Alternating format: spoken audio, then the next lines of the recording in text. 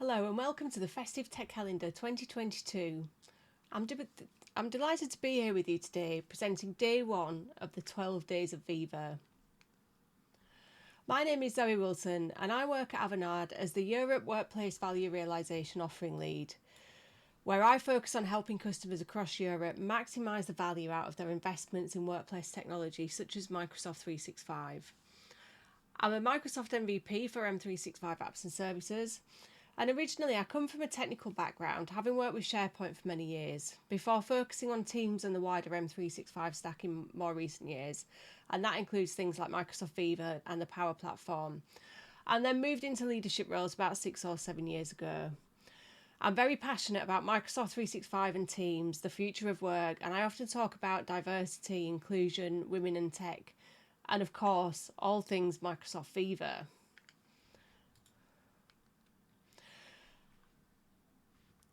So I'm part of a community of MVPs who are passionate about driving awareness and education of all things related to Microsoft Viva, and we're called the Viva Explorers. There are now about 50 of us globally, and our community is growing all of the time. And that brings me on quite nicely to why I'm here to talk to you today. This is the first in a 12-part series that we've put together especially for the Festive Tech Calendar, which is the 12 days of Viva. And today is day one. Now, I'm not going to sing this because I'd actually like you to stick around and watch the rest of the session. But on the first day of Christmas, Microsoft gave to me a great experience for employees. Now, in this session, we're going to take a look at what employee experience is and why we should care about it.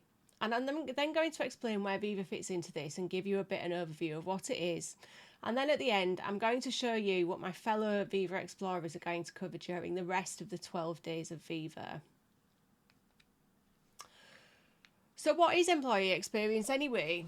Is it a fad? Is it a buzzword? Why are we suddenly hearing so much about this? And why now? Well, if we think about this at a very basic level, employee experience is how the people who work within your organisation think about your business. And it's made up of all of the interactions that they have with the organisation from the moment that they first connect through the hiring process. And it carries on with every interaction that they have, right up until the point that they leave. And what's even more important to consider is that the nature of work itself is changing. How people show up and interact with companies is changing, and it's going to differ fundamentally in future.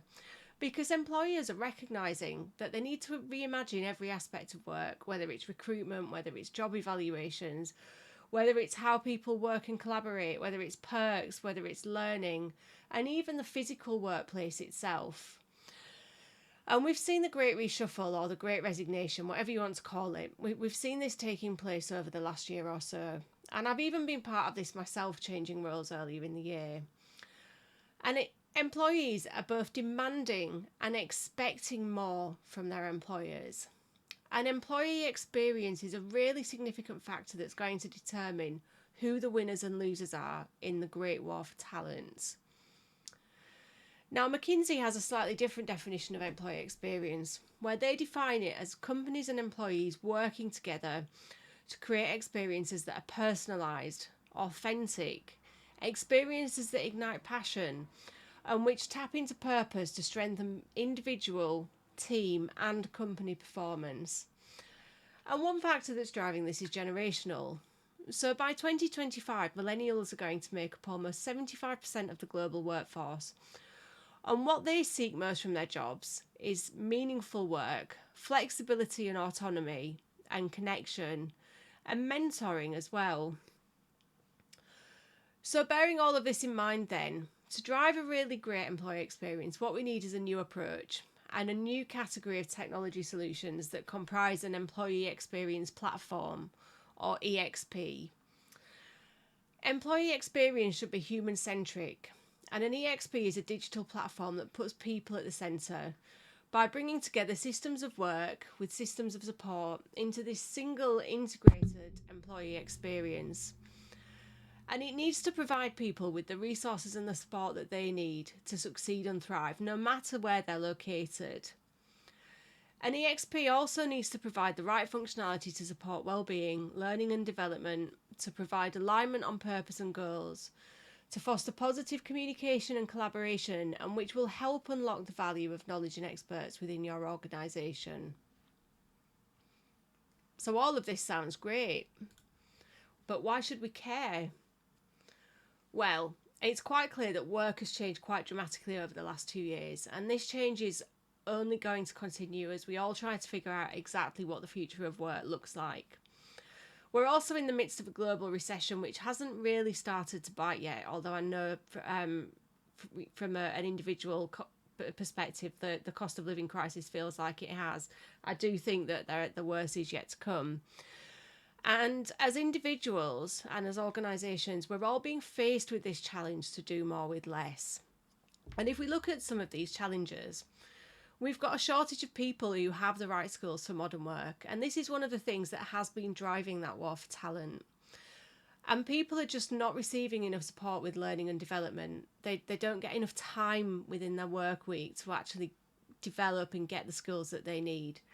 And organisations don't have the right approach for learning to help mitigate this. Work is also too complex, and that complexity is only getting worse. We've all got more meetings, more work, more notifications. We've got longer working days. We've got longer working week span. We've got less time to think and just reflect, and yet a pressure to deliver more. And then if we look at the organisations who thrived during the last 2 years, those who were able to be agile, who could pivot quickly and respond to the challenges of the pandemic, were the ones who were able to demonstrate the most resilience.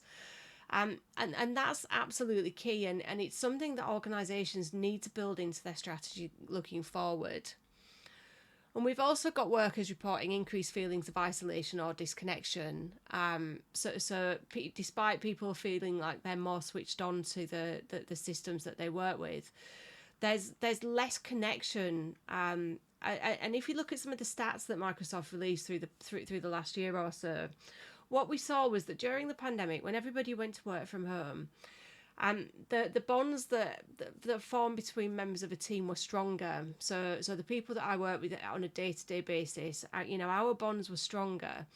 But actually, those other bonds, the weak ties that you'd normally have with people that you don't interact with on a daily basis, but people that you might know from social activities or from interest groups or from water cooler moments, those weak ties were the ones that were impacted the most. And we know that those weak ties are absolutely crucial for things like development and progression within an organisation, and finding out about new roles and new opportunities and new projects and that kind of thing. And then productivity as well. So, we've kind of talked about all of these challenges. And there is an exponential payoff for the organisations that are able to get all of this right. Now, these are stats that I borrowed from work, and I think this is really interesting as well when we think about how complex that world of work is becoming. A Forrester report from a few years ago showed that humans could only cope with using 4 different user interfaces before their brain starts to become a little bit fried. Yet the average employee can be expected to interact with 88 different applications that are in use within their organisation. And that's just too much. That complexity is just too much for people to cope with. And what we see now is employees have got a new worth it equation. Now, these stats all came out of the Work Trend Index, which is published by Microsoft. And this report is published annually. And then they have like a pulse report that comes out halfway through the year as well. And they survey thousands of people to actually get the information that's in the Work Trend Index. And what came out of the one that was published in September was really interesting. And if we look at connection, first of all, we've got 83% of employees who say that they would be motivated to come into the office if they were able to socialise with co-workers. So it needs to be worth it for them to actually come in, and there needs to be a better reason than just because the company is mandating that people have to come in. We've got 81% of people saying that it's important that their managers help them prioritise their workload. And if you kind of dig into this a little bit more, what they're really saying is that they need to understand what's important out of all of these things that people have on their plate and all of these different pressures and all of this different complexity. What people need is to really understand what are the things that are going to move the dial for the organisation, and what are the most important things. What can they ignore? And then 76% of employees say that they'd stay at their company longer if they received learning and development support. And that's quite staggering. When you look at how many people have been changing jobs over the last year or so, that 76% of people would stay where they are longer if they receive learning and development support. And that feels like it should be quite an easy thing to fix. And we've talked about employee experience. It all sounds really great. But actually being able to navigate this is really difficult. You've got over a third of companies who've invested in 6 or more different tools for employee experience goals. And yet 2/3 of employees find these tools outdated or irrelevant. And what they're looking for is one comprehensive system.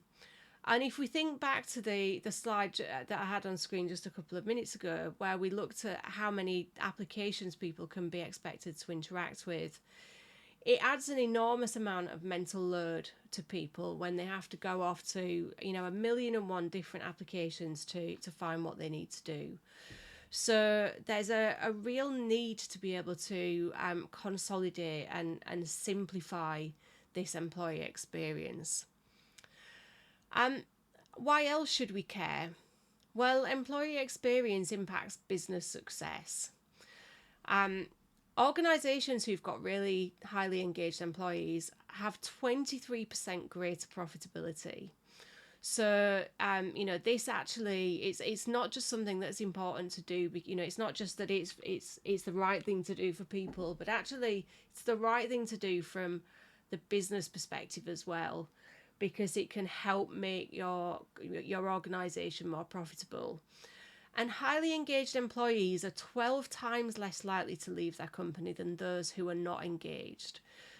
So again, if we think about the war for talent, if you're not keeping your employees engaged, if you're not keeping them happy, if you're not giving them what they need, there are other places that they can go, and people are voting with their feet. And then even more staggering, only 15% of employees worldwide would actually say that they were engaged at work. That's a lot of people who are not engaged and who could potentially be more likely to leave.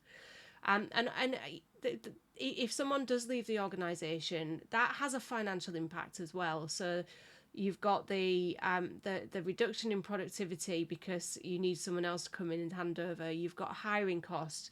You've got the time it takes someone to actually get up to speed and be fully operational. So it's a business imperative to get this right. So again, that all sounds great. We know what we mean by employee experience, and we've started to understand why we need to care about this. So where does Viva fit in? Well, if we take a step back from Microsoft Viva, actually, and let's start with Microsoft Teams. Now, Microsoft Teams was announced, I think, it was announced 6 years ago this month. It will be 6 in February or March next year. I can't remember the exact date, but it's been around for quite a while, and it has developed and iterated and come on a huge amount in terms of the features and functionality since it was first launched. And for me, I see Teams as the experience platform, because this is where people are spending the majority of their working day. Regardless of whether you're in the office, whether you're on the move, whether you're at home, whether you're dialing in from a holiday or a conference or wherever that may be, Teams is the one thing that you're likely to use every day. And that's for meetings, it's for chats, for calling, it's how you collaborate with people, it's how you can access apps. Microsoft Teams is that single pane of glass into the world of work.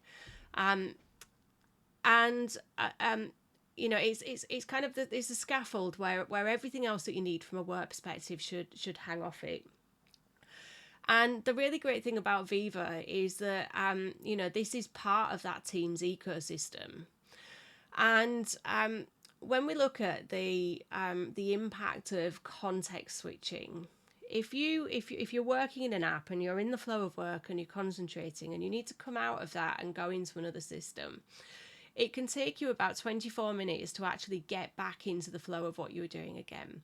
So context switching and moving around between applications can have a real impact, both in terms of productivity, but also in terms of the mental load that we're giving people as well. So for me, Teams is the experience platform, and that's how you get into the world of Viva. But not only Viva, if we think about all of the moments that matter for employees, whether it's around their development, whether it's around how they're communicated with or supported, how we enable them, how we keep them protected and safe, all of these different things, all of these different moments, they can all be brought together with Teams as that single interface. And using things like collaborative apps and collaboration controls and all of these other great things that you can do, the Power Platform, being able to custom develop apps, being able to integrate into existing line of business applications, and bring all of these other systems to employees where they're working to really support those important moments, those moments that matter. That's how we start to drive that really great employee experience. So Teams as the experience platform, and then if we just have a look at what Viva is, so Microsoft Viva. Microsoft Viva is essentially Microsoft's answer to the challenge of employee experience. It's the first in the category of employee experience platform. And it's a platform that you access through Teams, and it integrates with and brings together loads of other stuff from across Microsoft 365 in a way that empowers people and teams to be their best. We've got a number of different apps, and I'm just going to touch on these very, very briefly because some of these will be covered in much more detail in the remaining 11 days of Viva. But essentially, if we start at the top, we've got Viva Connections, and this is the most commonly used Viva module. And essentially, think about this as your intranet in Teams. So bringing together your SharePoint Online intranet and anything else that you surface through that SharePoint hub as an app in Teams, so that your information workers and your frontline workers can all access everything that they need to know about the organisation, whether that's news, whether that's events, whether that's links to other systems. And this can be personalised and targeted, and it will bring all of the apps into one place. And then we've got 4 different pillars within Microsoft Viva, which have different products within them. So under connection, this is focused on keeping everybody informed, included and inspired. And here we've got Viva Engage, which is powered by Yammer, and Viva Amplify, which is a new product that was announced in September and which we'll hear more about in the first half of next year. Then we've got Insight, which is where we focus on improving productivity and well-being through actionable insights. And here we've got Viva Insights, which was originally workplace analytics.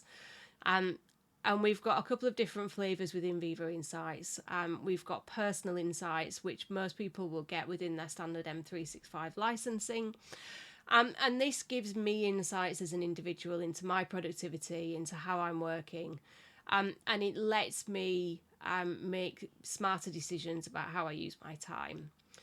And then we've got Viva Pulse, which is another new product that was announced and it isn't available yet. But from what we know about this, this is a tool that managers can use to actually take the pulse of their team, to send out short, sharp surveys and be able to quickly get the sentiment of how people are feeling and to be able to respond to that in real time rather than waiting for kind of, the big annual or biannual employee engagement surveys. And then under purpose, we've got Viva Goals, which is an OKR system that helps everybody within the organisation align their objectives and the key results from people right at the bottom all the way through to the main corporate objectives. And then under growth, we've got the tools that will help employees learn, grow and succeed. And here we've got Viva Topics, which is an absolutely fantastic tool for surfacing knowledge in the flow of work, and being able to pull out tacit knowledge from experts and find who the experts are, and just crowdsource that knowledge from across the organisation and make it easier for people to find. And then alongside that, you've got Viva Learning, which is all about bringing learning into the flow of work. And then we've got one more, which is role-based experience. So this went generally available a few weeks ago, and that is Viva Sales. And this is a tool for sellers within an organisation, which integrates with Teams and with Outlook, and which uses AI to be able to pull out information about client interactions and put those back into the CRM. And then in reverse, if I'm a seller and I'm going to talk to a client, it will surface the relevant information about the people that I'm talking to in the context of the Teams meeting. So I've got all of the information that I need at my fingertips without having to go away and find it. And this is all underpinned by Microsoft 365. So you've got the best in breed privacy and security features. You've got all of the integrations through to other systems like Workday, Qualtrics, SuccessFactors, and more. So this is. It's starting to feel like a really comprehensive set of tools that can allow you to to bring these experiences into teams and really focus on the things that matter to employees. And if we just go through those pillars in a little bit more detail, just to look at some of the key benefits of that. So if we look at connection, this makes it really easy for people to be able to find the things that matter to them. So being able to find relevant, personalised information and resources using the apps that I'm in every day. It also lets people create communities where anybody can exchange ideas to keep people informed, to keep people invested and engaged, and to inspire people as well. And to really facilitate that two-way dialogue between employees and leaders. And then from a frontline worker perspective as well, we've got this huge frontline workforce globally who've not even had a digital identity. And suddenly, we can bring them into this digital experience and using things like Viva Connections, we can actually start to connect and engage them with the right tools, the right people, and the information that they need to be able to work more effectively. Insights, so I touched on insights on the previous slide a little bit, but being able to give individuals personalised insights about how they're working, who they're working with, what they're working on, things they might have missed, be able to give them nudges to help them stay focused and productive.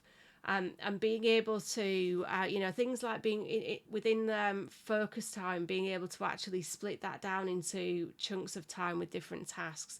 There's tons and tons of really, really powerful features in Viva Insights. Being able to help managers and leaders identify issues such as burnout or, people who are working too much, or people who might be too siloed from the organisation, or people who collaborate too much and can't get any work done. And being able to spot these things as they're happening and address them and actually see the impact of what you do to address them. And being able to understand the impact that hybrid work has, or any change to how you're working or where you're working. Being able to actually measure this is incredibly powerful. Purpose. being able to clarify and align goals across everybody in an organization so that we all know how to succeed together. It's super, super powerful. And being able to use this to boost how I perform as an individual, and how my team performs, and being able to replicate this in every department with personalized learning and role-based targeted training, and making it really easy for people to be able to find and share knowledge and best practices, and being able to improve how they collaborate, and how effective meetings are. This is incredibly important for being able to align what people do with the strategic business priorities, and empowering people and teams to do more together. And then lastly, in growth, being able to develop and retain top talent. So develop the people that you've got, keep them engaged. We had 76% of people who said they'd leave if they weren't offered training. So being able to develop people in the right way by giving them the right content, information, and the connections to people as well that they need to grow at every stage in their career. Make it easy for new people to get up to speed. Make it easy to learn on the job, and help people find the knowledge, the people, the resources, everything that they need to be able to succeed. And being able to drive networking and communities and mentorship, which again helps get the best out of people. So Microsoft Viva has a huge amount of benefits and opportunities that it can deliver an organisation. And one of the biggest for me is, one of the biggest opportunities for me at the moment is it feels like we're in this really important moment in time where we can actually reimagine what this employee experience looks like. And when we think about where people are working, and the fact that some people are fully remote, some people are hybrid, some people might be in the office most of the time, but the thing that everybody has in common is how much time they're spending in digital systems. And what this means is that the digital experience that people have within your organisation is now the de facto employee experience. Onboarding remotely is so common, and I'm not going to lie, it was really weird for me leaving a job virtually and then joining a job virtually, but I had a great experience when I joined Avanade, and it just showed to me how important it is to actually think about the digital experience that you're giving people, because if they're not in your physical building actually meeting and connecting with people, the way that they interact with you digitally is how they pick up the culture and the mission and the ethos of the organisation. So it's so important to get that right. We've got an opportunity to improve well-being of our individuals, of teams, of the organisation, and we can do this taking a data-driven approach to interventions, to decision making. We can make it easier for employees to be able to engage and connect across the organisation and boost that employee engagement. And unlock the value of knowledge and experts as well. I mean, there's so much hidden knowledge, there's so much duplication that happens because people can't find original content. So being able to unlock all of that hidden value, and being able to manage the organisation culture, looking at how people work, looking at meeting effectiveness, looking at working asynchronously, again using data to do this. And again, one of the other really key benefits for me is the fact that this isn't a conversation that you have with IT. It's not a HR conversation. And it's not normally a business-led conversation either. To really design an employee experience that meets the needs of the organisation and that aligns with the culture and what you want to be famous for, all of these stakeholders need to take part. You've got IT who are providing the systems. You've got HR who are responsible for everything related to people and experience. And the business are the ones who really understand what it is that that they're trying to do. So all of these stakeholders need to be in the room and need to need to imagine this new future together. So thank you. That was my first session for the 12 Days of Viva, talking about a great employee experience. Hopefully you've enjoyed that. This is day one. There are 11 more days yet to come. So over the next few days, some of my fellow Viva Explorers are going to be sharing on a wide range of topics. You never know, you might get one of them who actually sings the song for you. But this will cover, all of the modules that are out there at the moment that are in use, and there are some really great sessions. So please do make sure that you stick around for those. I'd just like to say thank you. It's been an absolute pleasure, and have a great December, have a great Christmas, and enjoy the rest of the festive tech calendar. Thank you.